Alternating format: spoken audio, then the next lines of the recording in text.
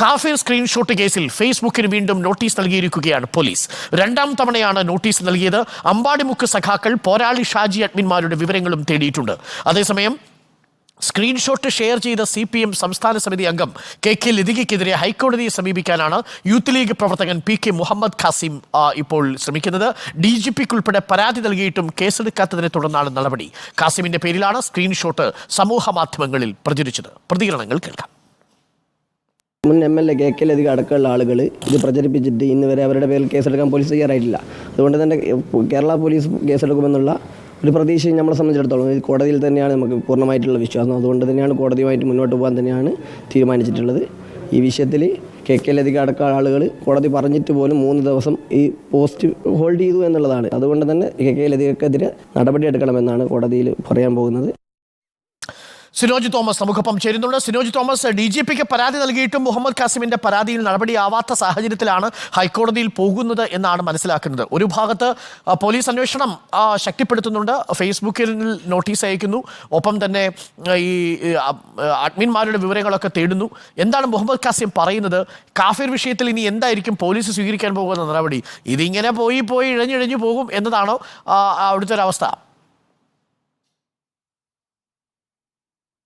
അരുൺകുമാർ ഇഴഞ്ഞിഴഞ്ഞ് പോകാൻ വേണ്ടിയാണ് നോക്കിയത്. പക്ഷേ ഒരു ടെസ്റ്റ് ഉണ്ടായത് കാസിം നേരിട്ട് ഹൈക്കോടതി പോയതാണ് കേസിൽ ടെസ്റ്റ് ഉണ്ടായത്. ഹൈക്കോടതി ഇടപെട്ടിട്ടുണ്ട്. അതുകൊണ്ടാണ് ധൃതി പിടിച്ച് പോലീസ് വീണ്ടും ഫേസ്ബുക്കിലൊക്കെ തന്നെ നോട്ടീസ് അയച്ചിരിക്കുന്നത്. ഏതായാലും ഏറ്റവും ഒടുവിൽ കഴിഞ്ഞ ദിവസമാണ് യൂത്ത് കോൺഗ്രസിന്റെ നേതാക്കൾ കുറ്റ്യാടി പോലീസ് സ്റ്റേഷനിൽ എത്തിയ വിഷയത്തിൽ KK ലതികയ്ക്കെതിരെ കേസെടുക്കണമെന്ന് ആവശ്യപ്പെട്ട് പരാതി നൽകാൻ വേണ്ടി എത്തി. ആ സമയത്ത് അവിടുത്തെ SI പരാതി സ്വീകരിക്കാൻ തയ്യാറായിട്ടില്ല. വലിയ പ്രതിഷേധം അവിടെ ഉണ്ടായി.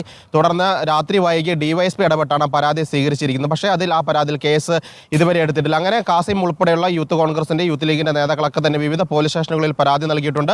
DGPക്കും വടകര റൂറൽ SPക്കും പരാതി നൽകിയിട്ടുണ്ട്. ആ പരാതികളൊന്നും തന്നെ പോലീസ് കേസെടുക്കാൻ തയ്യാറായിട്ടില്ല. ആ ഘട്ടത്തിലാണ് കാസിം തന്നെ കോടതിയിൽ പോകാൻ വേണ്ടി തീരുമാനിച്ചിരിക്കുന്നത്. കാരണം നിലവിൽ കാസിമിന് ഒരു ഹർജി ഹൈക്കോടതിയിലുണ്ട്. ഈ വ്യാജ സ്ക്രീൻഷോട്ട് നിർമ്മിച്ചവരെ പോലീസ് കണ്ടെത്തുന്നില്ല, അല്ലെങ്കിൽ അന്വേഷണം വൈകുന്നു എന്നൊരു ഹർജിയാണ് ഹൈക്കോടതിയിലുള്ള. ഹർജിയുമായി ബന്ധപ്പെട്ട് കോടതി നിർദ്ദേശപ്രകാരം പോലീസ് റിപ്പോർട്ട് നൽകിയിരുന്നു. ആ റിപ്പോർട്ടിൽ ഈ കേസുമായി ബന്ധപ്പെട്ട് കാസിമിന്റെ ഭാഗത്തുനിന്ന് ഒരു വീഴ്ച ഇതുവരെ കണ്ടെത്താൻ സാധിച്ചിട്ടില്ലെന്നൊരു അനുകൂലമായ റിപ്പോർട്ട്, കാസിമിന് അനുകൂലം റിപ്പോർട്ട് പോലീസ് നൽകിയിരുന്നു. അങ്ങനെ ഒരു റിപ്പോർട്ട് നൽകിയ ശേഷം ഇത് വ്യാജ സ്ക്രീൻഷോട്ടാണെന്ന് അറിഞ്ഞ ശേഷം 3 ദിവസത്തോളം KK ലതിക സ്വന്തം ഫേസ്ബുക്കിൽ സ്ക്രീൻഷോട്ട് സൂക്ഷിച്ചു എന്നതാണ് കോൺഗ്രസ് ആരോപിക്കുന്ന കുറ്റം.